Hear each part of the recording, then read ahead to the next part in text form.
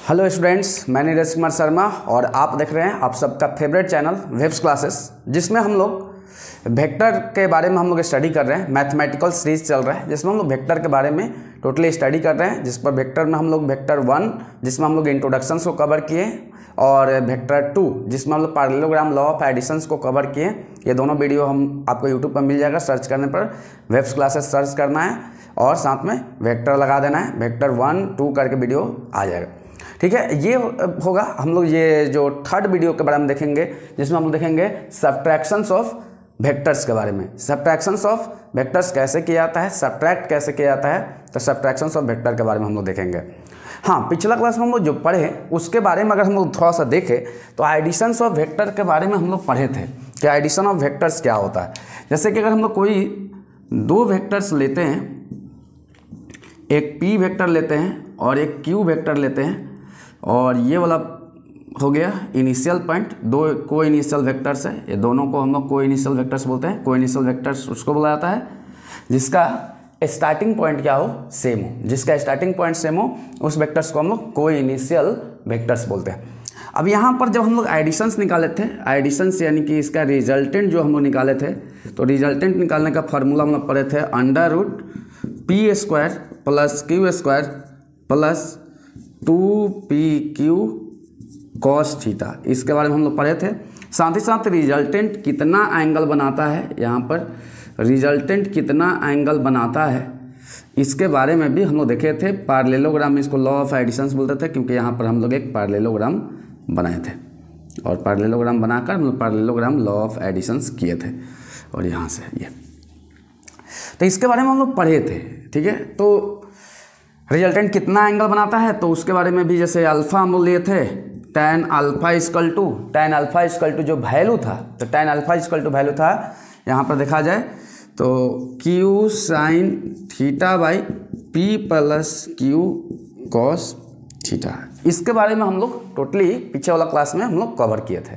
आज हम लोग पढ़ेंगे सब्ट्रैक्शंस ऑफ वेक्टर्स के बारे में। किस वेक्टर को, दो वेक्टर्स को सब्ट्रैक्शंस ऑफ 2 वेक्टर्स के बारे में स्टडी करेंगे, उसका डेरिवेशंस करेंगे, फिर उसका बाद कुछ बढ़िया बढ़िया न्यूमेरिकल्स लेंगे, बहुत ही अच्छा इंटरेस्टिंग न्यूमेरिकल्स लेंगे और इसको सॉल्व करेंगे हम लोग। ठीक है, जैसे दो वेक्टर्स, एक हम लोग ले लेते हैं P और एक ले लिए Q। ये हो गया O पॉइंट यानी कि इनिशियल पॉइंट इसका, और ये हो गया B और ये A। दो को इनिशियल वेक्टर्स ले लिए एक, और दोनों का बीच का एंगल क्या ले लिए, थीटा ले लिए। लेकिन अब की बार मेरे को काम क्या करना है कि दोनों को सब्ट्रैक्ट करना। अब की बार क्या करना है, सब्ट्रैक्ट करना है। यानी कि उस केस में जो p + q निकालते थे, अब हमको निकालना है p - q।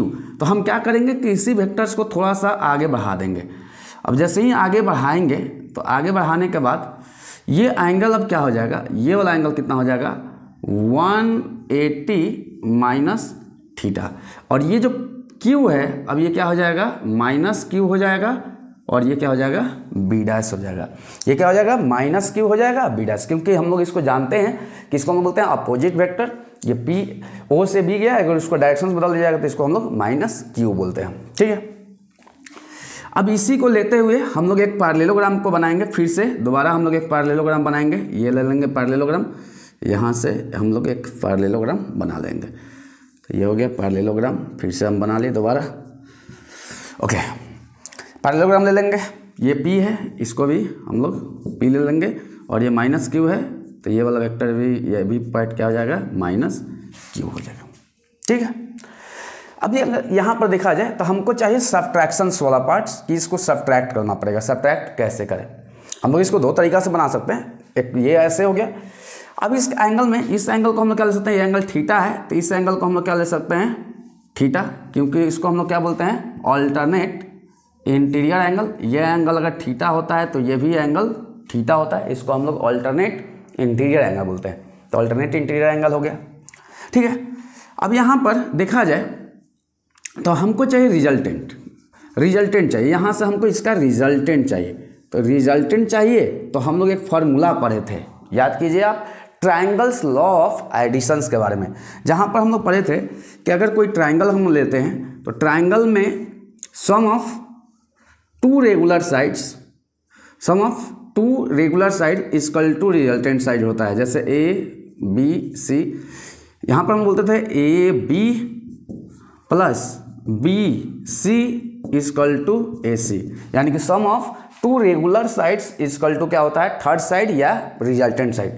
तो यहाँ पर भी हम लोग क्या लगाएंगे, एकदम सेम कहानी कि यहाँ से इसको यहाँ भेजिए या यहाँ भेजिए, इसको हम लोग नाम देते हैं सी नाम देते हैं फिर से। ओके, तो ओ से बी डैश भेजिए फिर सी भेजिए, या ओ से ए भेजिए और ए से सी भेजिए, दोनों बात क्या है, सेम है। क्योंकि अब यहाँ पर हम लोग पढ़े थे कि एडिशंस ऑफ वेक्टर्स जो होता है कम्यूटेटिव लॉ को फॉलो करता है।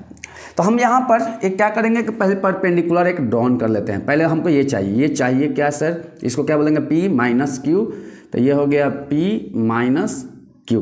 अब यही हमको चाहिए, तो हमको जनरली इसका मैग्नीट्यूड निकालना होता है, इस वेक्टर यहाँ पर तो हम लोग बोल देंगे, लेकिन हमको निकालना क्या होता है, मैग्नीट्यूड। जैसे मैग्नीट्यूड बताना होता है कि इसका मैग्नीट्यूड क्या होगा। ओके, तो हम क्या करेंगे कि फिर एक परपेंडिकुलर लेकर ड्रॉन कर देंगे वापस परपेंडिकुलर, इसका नाम क्या दे देंगे, डी। परपेंडिकुलर लेकर हम लोग फिर से दोबारा ड्रॉन, हम सिंपल है, हलवा है, पिछला क्लास का जो हम लोग किए हैं उसी का हम सीक्वल। अब यहाँ पर देखा जाए तो फिर से एक ट्राइंगल बनेगा, कौन सा triangle, in triangle O D C या ओ सी डी, जो लिखना है लिख सकते हैं ओ सी डी। तो ओ सी डी ये कैसा ट्राइंगल है, तो एक राइट एंगल ट्राइंगल है। देख लीजिए ये 90 डिग्री है, ये एंगल ये एंगल ये एंगल, तो ये कैसा एंगल है, तो राइट एंगल ट्राइंगल है। तो अब यहाँ पर हम लोग क्या बोल सकते हैं, यूजिंग फिर से अगेन क्या, पाइथागोरस थ्योरम। तो फिर से इसमें पाइथागोरस थ्योरम को हम लोग यूज कर सकते हैं, और पाइथागोरस थ्योरम को यूज करते हुए हम लोग इस वैल्यू को निकाल सकते हैं। फिर से हम एक काम करते हैं, इसको लिखते हैं पीटी, पाइथागोरस थ्योरम लगा देने, बस काम खत्म, बड़ा नहीं।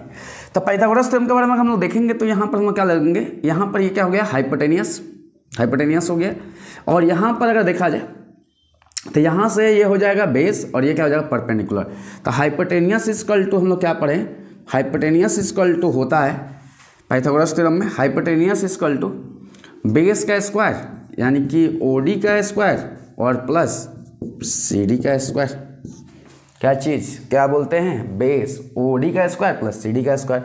ओके, ये ओसी क्या है, अगर हम लोग देखें ओडी का वैल्यू क्या है, ओडी यहाँ से, तो हम लोग क्या कर सकते हैं सर, ओडी को क्या ले लें, तो ओडी को क्या हम लोग ओ ए माइनस ए डी लिख सकते हैं। ओडी को हम लोग ओ ए माइनस ए डी, तो हम लोग लिख लेते हैं फिर से ओ ए माइनस ए डी का होल स्क्वायर प्लस यहाँ पर क्या हो जाएगा, सी डी का होल स्क्वायर।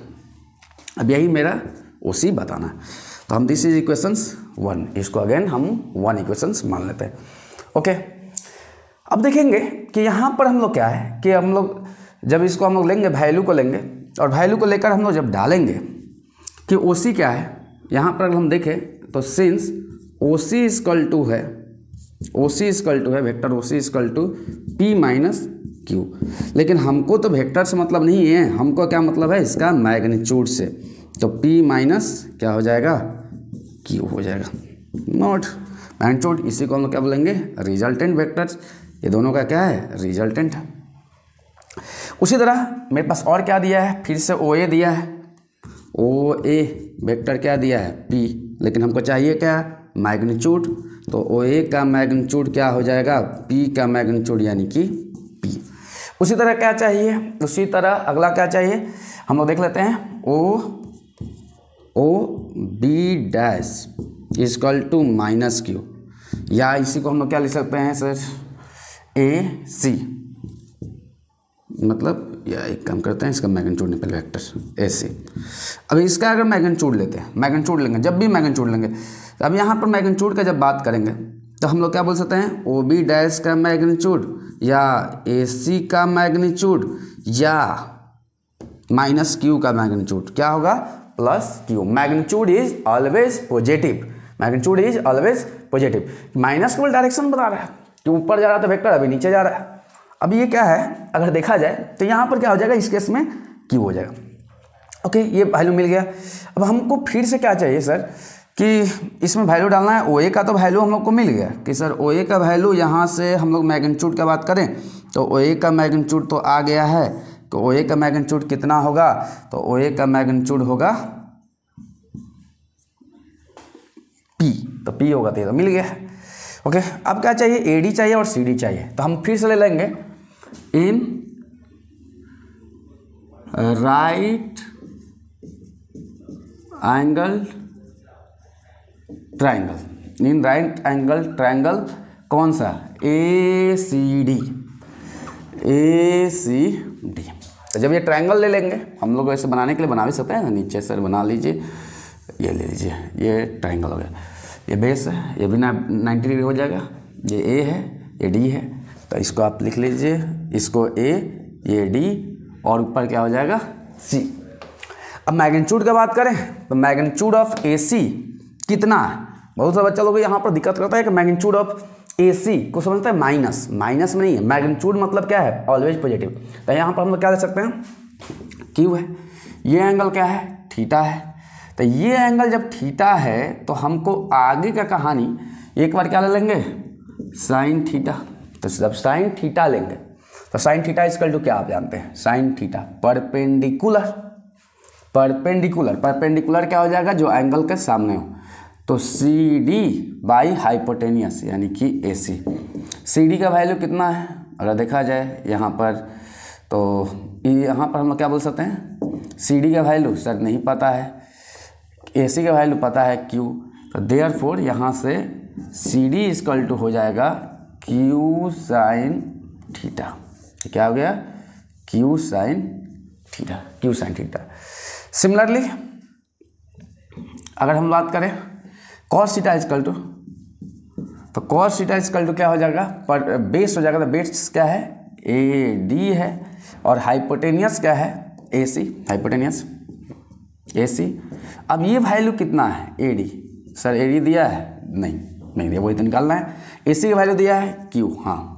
तो यहाँ पर अगेन हम लोग क्या बोल सकते हैं कि जब ये क्रॉस मल्टीप्लाई हो जाएगा, जिसको देखिए थोड़ा सा ये क्रॉस मल्टीप्लाई, यहाँ से ये तो ये क्या हो जाएगा, A D equal to Q cos theta, A D equal to Q cos theta.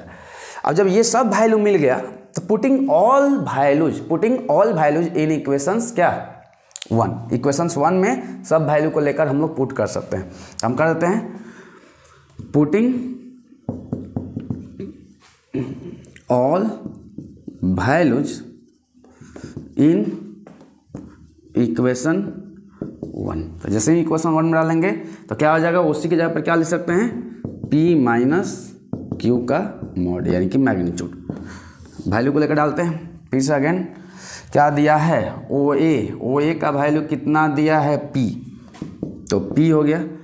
Okay, A D का वैल्यू कितना दिया है, क्यू कॉस थीटा का whole square, plus C D का वैल्यू कितना दिया है, तो क्यू साइन थीटा का होल स्क्वायर। जब ये सब वैल्यू हो गया, सब वैल्यू को लेकर डाल दिया, तो अब यहाँ से फार्मूला डालेंगे, अब यहाँ से सॉल्व करेंगे।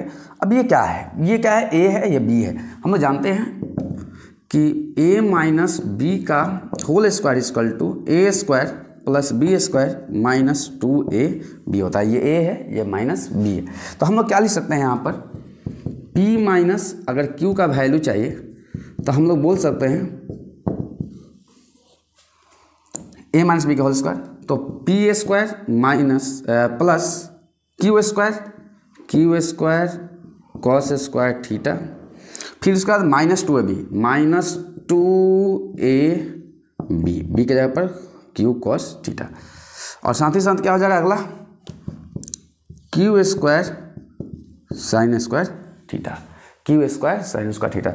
अब इसमें और इसमें दोनों में कॉमन क्या है, q square cos theta, q square cos square theta, और q square sine square theta में क्यू स्क्वायर क्या है, कॉमन है। तो हम लोग क्या करेंगे, ये तो पी स्क्वायर है लिख लिए, इसमें से क्यू स्क्वायर कॉमन, तो क्या हो जाएगा cos square theta plus sine square theta और minus 2p q cos theta. ये वैल्यू कितना हो जाएगा, sine square theta plus cos square theta 1 या cos square theta plus sine square theta equal to 1। तो यहाँ पर हम लोग को मेन वैल्यू जो रिजल्टेंट मिला, यानी कि दो वेक्टर के सब्ट्रैक्शंस करने के बाद जो रिजल्टेंट मिला वो मिला P square plus Q square minus 2pq cos theta. और इसका डेरिवेशंस होता है, डेरिवेशंस हम लोग जैसे किए, इसका डेरिवेशंस है, हर चीज़ का डेरिवेशंस है। अगर डेरिवेशंस आप अच्छा समझते चलेंगे तो अच्छा से क्वेश्चन को कर पाएंगे, डेरिवेशंस तो करना ही पड़ेगा। तो ये कोशिश कीजिए कि इसको वीडियो को पॉज करके वो इसको नोट्स कर लीजिए या इसको स्क्रीनशॉट ले लीजिए। ओके ठीक है, तो हम लोग आते हैं फिर से देखते हैं कि अभी इसका अलग अलग हम लोग केसेस पर थोड़ा सा डिस्कस कर लेते हैं इसका भी, या पहले रिजल्टेंट का एंगल देख लेते हैं। ओके, तो रिजल्टेंट का हम लोग एंगल ले लेते हैं। तो दो वेक्टर को सब्ट्रैक्ट किए तो वैल्यू कितना आया, दो वेक्टर्स का सब्ट्रैक्ट करने पर हमको वैल्यू तो मिल गया। फार्मूला को हम लिख देते हैं और फिर हम लोग आगे बढ़ेंगे। देखिए ये इसका सबसे ज़्यादा यूजेज है, सबसे ज़्यादा अगर इसका यूजेज देखा जाए तो हम लोग जब रिलेटिव वेलोसिटीज पढ़ेंगे, रिलेटिव वेलोसिटीज में सबसे इंपॉर्टेंट कंसेप्ट आता है सब्ट्रैक्शंस ऑफ वेक्टर्स। जब सब्ट्रैक्शंस ऑफ वेक्टर्स आपको नहीं आ रहा है तो रिलेटिव वेलोसिटीज़ का एक भी प्रॉब्लम को सॉल्व नहीं कर पाएंगे। ये बात को दिमाग में डाल दीजिए, रिलेटिव वेलोसिटीज़ का एक भी प्रॉब्लम को आप सॉल्व नहीं कर पाएंगे, ये आपको याद रखना पड़ेगा। ओके, अब ये रिजल्टेंट कितना एंगल बनाएगा, रिजल्टेंट कितना एंगल बनाएगा, तो रिजल्टेंट एंगल बनाएगा यहाँ से हम मान लेते हैं अल्फ़ा। तो अल्फ़ा निकालना होगा तो इन ट्रायंगल, फिर से अगेन किसमें, OCD, tan alpha equal to क्या होगा, परपेंडिकुलर, tan का फॉर्मूला क्या होता है, परपेंडिकुलर बाई बेस। तो परपेंडिकुलर क्या हो गया, CD by perpendicular CD by क्या हो जाएगा, OD, या CD के जब CD और नीचे OD के जब क्या लिख सकते हैं, OA minus AD, OA minus AD।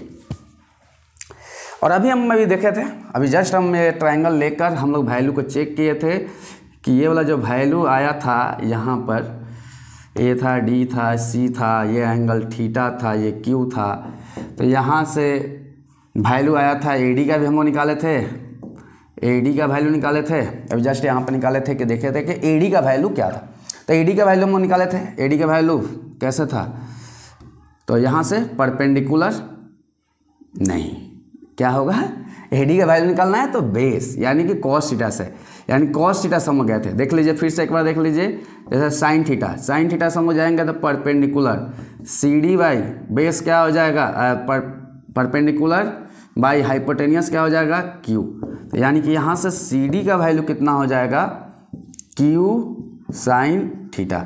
उसी तरह हम लोग कॉस थीटा से भी गए थे, याद कीजिए आप, यहाँ पर हम लोग गए थे थोड़ा सा इसको ध्यान से कि कॉस थीटा का वैल्यू क्या हुआ था, कॉस थीटा का क्या होता है फॉर्मूला, तो बेस बाई हाइपोटेनियस, यानी कि AD का वैल्यू आया था Q कॉस थीटा। तो सब वैल्यू को उठाकर हम लोग यहाँ पर डाल देंगे, बस हो गया, सॉल्व हो गया।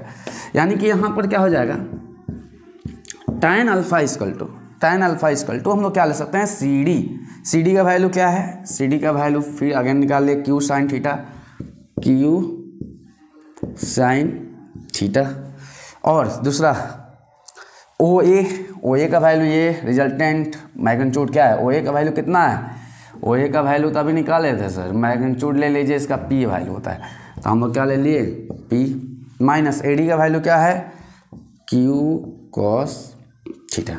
तो देयरफॉर यहाँ से हम लोग बोल सकते हैं कि alpha equal to tan inverse Q sine theta by P minus Q cos theta. ये चीज़ हो गया, ये क्या हो गया, angle of resultant, resultant vector का फर्स्ट वेक्टर के साथ कितना एंगल बनाएगा, रिजल्टेंट फर्स्ट वेक्टर के साथ कितना एंगल बनाएगा, ये इसका वैल्यू हो गया। तो इसको नोट कर ले, ठीक है। इसको हम लोग एक दूसरा तरीका से भी डिराइव कर सकते थे फार्मूला को, इसको हम लोग दूसरा तरीका से भी डिराइव कर सकते हैं, लेकिन ओरिजिनल तरीका यही है डिराइव करने का।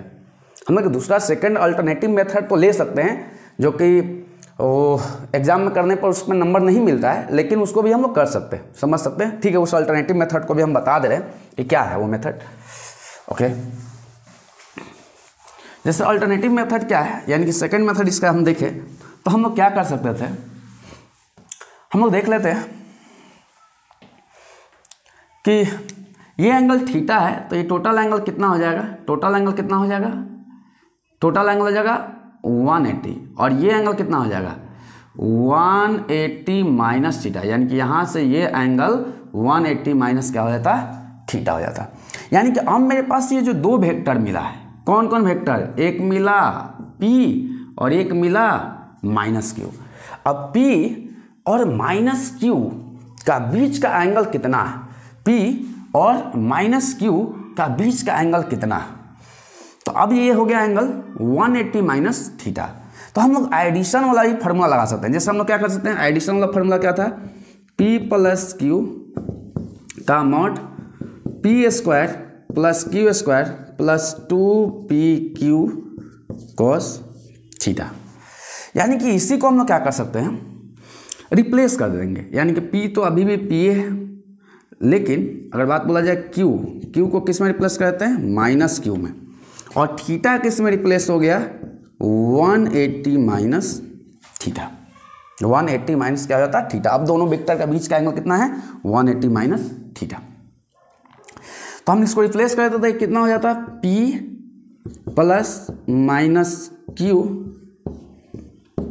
और ये वैल्यू कितना हो जाता, मैग्नीट्यूड लेना है तो P का स्क्वायर, Q का माइनस Q का लीजिए मैग्नीट्यूड या प्लस Q का मैग्नीट्यूड लीजिए, दोनों का मैग्नीट्यूड क्या होता है, सेम होता है, तो मैग्नीट्यूड हमेशा सेम होता है। तो यहाँ पर क्या हो जाएगा Q स्क्वायर प्लस 2PQ। इसको हमेशा याद रखना है, मैग्नीट्यूड में कोई बदलाव नहीं, Q का मैग्नीट्यूड लीजिए या माइनस Q का मैग्नीट्यूड हमेशा सेम, मैग्नीट्यूड में कोई बदलाव नहीं। अब ये नहीं कि मैग्नीट्यूड में अपने मन से बदलाव कर देना, नहीं। अब यहाँ पर क्या हो जाएगा, कॉस थीटा के जगह पर 180 माइनस थीटा, क्या हो जाएगा प्लस माइनस माइनस, यानी P माइनस Q, ये फार्मूला क्या हो जाएगा P square plus Q square, और यहाँ पर हम क्या जानते हैं, कॉस 180 माइनस थीटा का वैल्यू होता है -1। तो जब यहाँ हम -1 डालेंगे तो 2PQ -1, ये कितना हो जाएगा value, P minus Q equal to P square plus Q square minus 2PQ। आग 2P नहीं, क्या लिखे हैं 180 माइनस थीटा है ना, माइनस थीटा, तो ये वैल्यू कितना हो जाएगा माइनस कॉस थीटा। तो यहाँ पर हम लिख लेंगे माइनस कॉस थीटा और ये वैल्यू हो जाएगा कॉस थीटा। ये क्या हो जाएगा वैल्यू कॉस थीटा। यानी कि फिर से सब्ट्रैक्शन वाला फार्मूला अगर देखा जाए तो वापस सब्ट्रैक्शंस का फार्मूला आ गया, और इस फार्मूला में कोई ऐसा नहीं है कि हार्ड है, बहुत ही आसान है। हाँ, आपको याद रखना पड़ेगा कि 180 माइनस थीटा को हम लोग क्या बोलते हैं, माइनस कॉस थीटा। हाँ, कॉस 180 का वैल्यू होता है -1, कॉस 180 का वैल्यू -1 होता है, कॉस 180 माइनस थीटा का वैल्यू माइनस कॉस थीटा। तो हम क्या किए, अगेन हम फिर बता दे रहे हैं कि पहले दोनों का वेक्टर का P और Q के बीच एंगल क्या था, थीटा था। अब हम लोग ये P और माइनस Q यानी कि इस दोनों का बीच का एंगल का देखें तो टोटल 180 और इसमें से थीटा माइनस कर देंगे तो ये 180 माइनस क्या हो जाएगा, थीटा हो जाएगा। तो अब यही फार्मूला एडिशन वाला ही लेकर केवल Q को माइनस Q में रिप्लेस कर देना है, जो कि हम रिप्लेस कर दिए, और थीटा जो है थीटा को 180 माइनस थीटा में रिप्लेस कर देना है, 180 माइनस थीटा में कर दिए। तो कॉस 180 माइनस थीटा जब लेंगे तो कॉस 180 माइनस थीटा का वैल्यू क्या होता है, माइनस कॉस थीटा। तो यहाँ पर हम लोग माइनस कॉस थीटा लेकर वैल्यू डाल दिए और प्लस माइनस माइनस हो जाएगा, तो फिर से वापस आ गया। एंगल निकालने के लिए भी क्या यही तरीका लगा सकते हैं, हाँ, एंगल निकालने का भी सेम तरीका डाल सकते हैं। जैसे एडिशंस में हम लोग एंगल निकालने के लिए tan alpha equal to Q sine theta by P plus Q cos theta डाल दिए थे, ठीक है। तो ये डाल दिए थे। अब यहाँ पर क्या है कि Q sine theta by P plus Q cos theta था। अब यहाँ पर हम क्या किए, अब क्या किए कि थीटा को, क्योंकि मैग्नीट्यूड में कोई बदलाव नहीं, जो Q का मैग्नीट्यूड वही माइनस Q का, P का मैग्नीट्यूड सेम है, तो यहाँ पर क्या हो जाएगा Q साइन। अब एंगल कितना हो जाएगा, दोनों के बीच का एंगल रिप्लेस हो गया है 180 माइनस थीटा। और नीचे p plus Q cos 180 minus theta, यानी कि देयरफॉर टाइन अल्फा का वैल्यू कितना हो जाएगा, Q sine theta by P minus Q cos theta. यही आता है सब्ट्रैक्शंस का, क्योंकि आपको इसमें फार्मूला याद रखना पड़ेगा, साइन 180 माइनस थीटा का वैल्यू साइन थीटा होता है, और साइन का क्या, अब यहाँ से कॉस का तो फार्मूला है, यानी कि कॉस का लिखना भी चाहते हैं लिख सकते हैं, 180 माइनस थीटा का वैल्यू क्या होता है, माइनस कॉस थीटा होता है। तो हम यही किए कि साइन 180 माइनस थीटा का वैल्यू साइन थीटा लेकर डाल दिए, और कॉस 180 माइनस थीटा का वैल्यू क्या हो गया, माइनस कॉस थीटा, ये लेकर डाल दिए। तो ये भी एक तरीका होता है जिससे हम लोग फार्मूला को इसको डिराइव कर सकते हैं, subtractions of two vectors. Subtractions of two vectors को हम लोग यहाँ से इसको भी कर सकते हैं, सब्ट्रैक्शंस ऑफ टू वेक्टर्स। इसका बहुत ज़्यादा लाइफ में यूजेज है। जब हम लोग बोले हैं कि रिलेटिव वेलोसिटी जब आप पढ़ेंगे, तो रिलेटिव वेलोसिटीज पढ़ेंगे तो ये वाला जो है बहुत ही इंपॉर्टेंट आता है। हम एक आध क्वेश्चंस लेते हैं, इंपॉर्टेंट क्वेश्चन, जिसको हम लोग सॉल्व करेंगे बेसिक दोनों ही तरीका से। हम लोग कोशिश करेंगे कि एडिशन और सब्ट्रैक्शंस दोनों आपको क्लियर करके भेजे, ठीक है। तो हम लोग ले लेते हैं क्वेश्चंस। वीडियो को पॉज करके इसको नोट कर लेना है या इसको स्क्रीनशॉट ले लेना, ठीक है। जैसे पहला सबसे सिंपल क्वेश्चंस ले लेते हैं कि अगर मेरे पास दो क्वेश्चन दिया, मतलब एक के साथ दो क्वेश्चंस ले लेंगे। मेरे पास दो वेक्टर्स दिया हो, एक दिया है P और एक दिया है Q, और P का मैग्नीट्यूड दिया है 3 न्यूटन और Q का मैग्नीट्यूड दिया है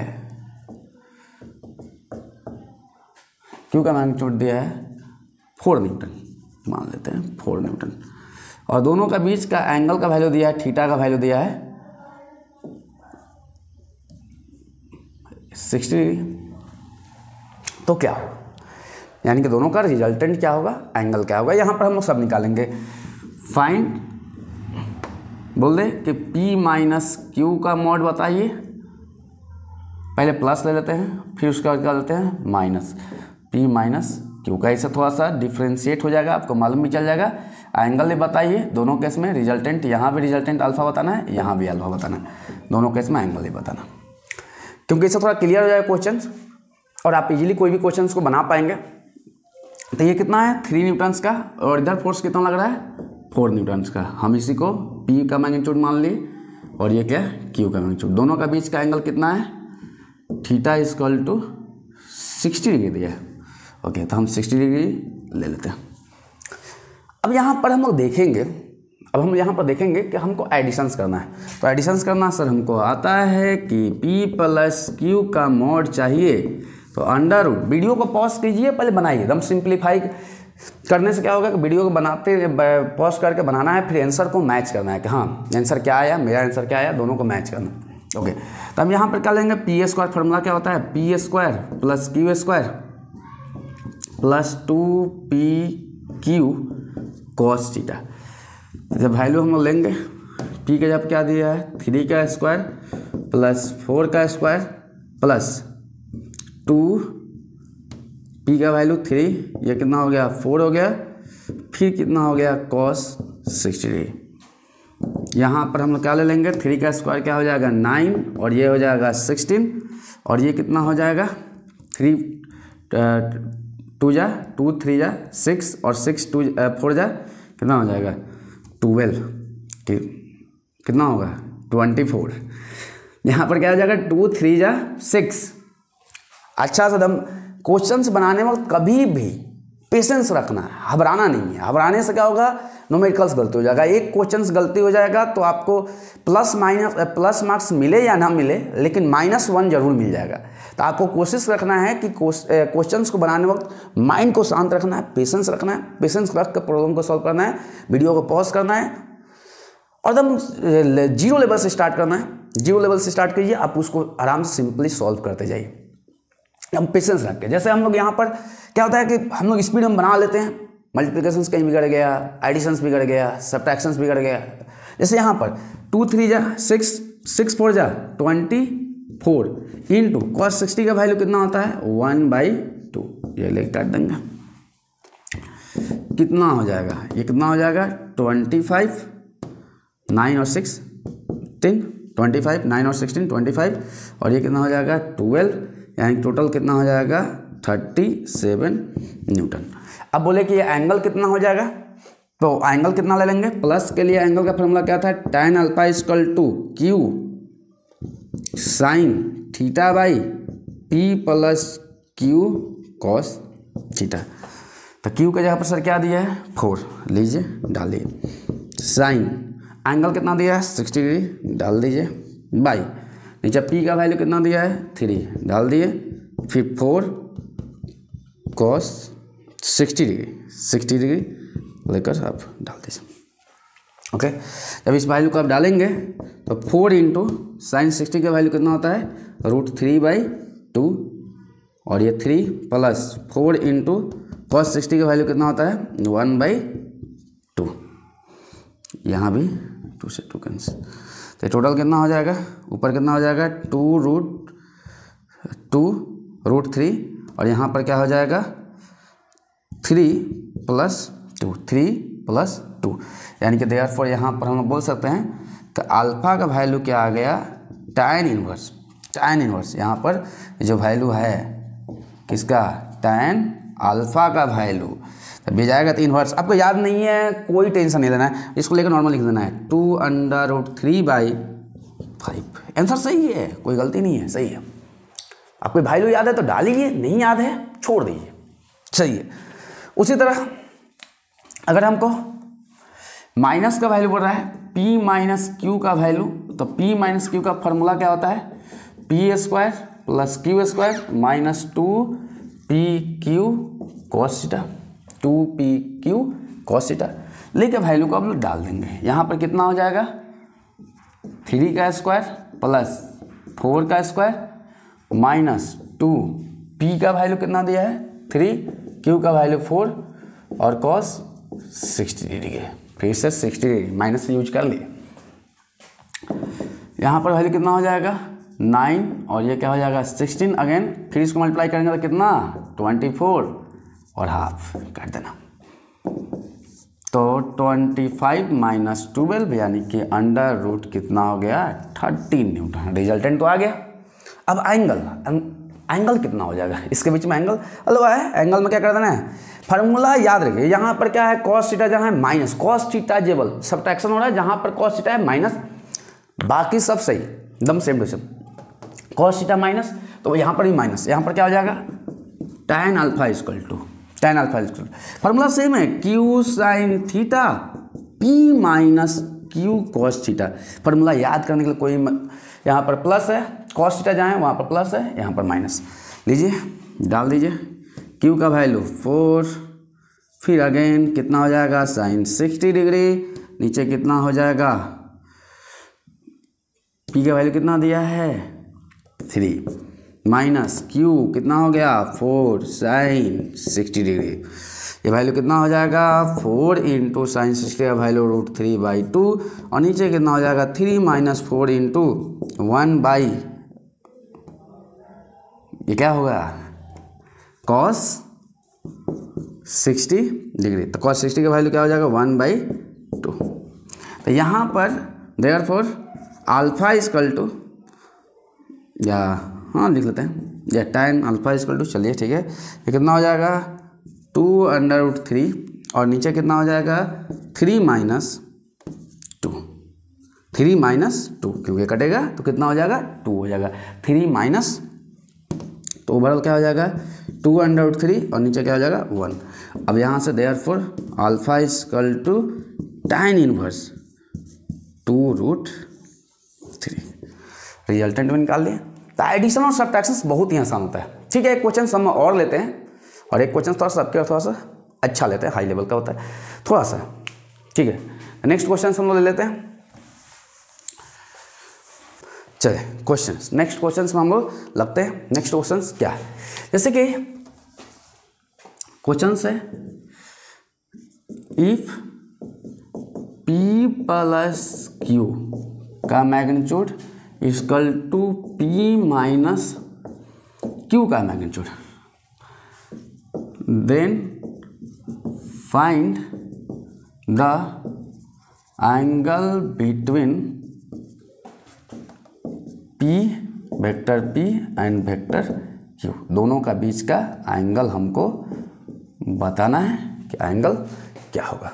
दोनों का बीच का एंगल अब बताइए। दोनों का मैग्नीट्यूड सेम दिया, इसीलिए हम फार्मूला याद कराए। फार्मूला को एकदम याद रखना, ठीक है। ये दिया हुआ है, ठीक है। करते हैं सॉल्यूशंस, ऑप्शंस भी दे देते हैं, ठीक है। ऑप्शन दे देते हैं, A equal to 0 degree, B equal to 45 degree, C equal to 90 degree और डी इक्वल टू 180 डिग्री, ठीक है, 180 डिग्री। तो हम लोग ऑप्शन को मिलाएंगे, देखेंगे, पहले ले लेते हैं, बनाते हैं सॉल्यूशंस।